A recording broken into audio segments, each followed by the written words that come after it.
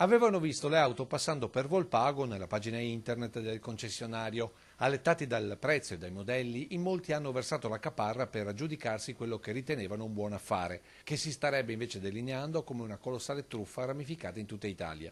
A darne notizia è il Movimento Difesa del Cittadino e l'avvocato Matteo Moschini, che sta raccogliendo già diversi casi per farne una causa collettiva. La storia di per sé non è nuova, un concessionario d'auto, tante occasioni, oltre 200.000 euro in caparra e poi la sparizione del titolare con disattivazione di tutti i recapiti telefonici. Sparito nel nulla, dopo aver per diverso tempo posticipato la consegna dei veicoli, tutti di importazione, motivandone il ritardo con la burocrazia per la reimmatricolazione.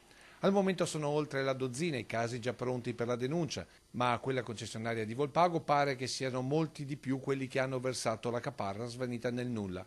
C'è chi dice oltre il centinaio in tutta Italia, con molti che sperano ancora sia tutto invece un colossale equivoco.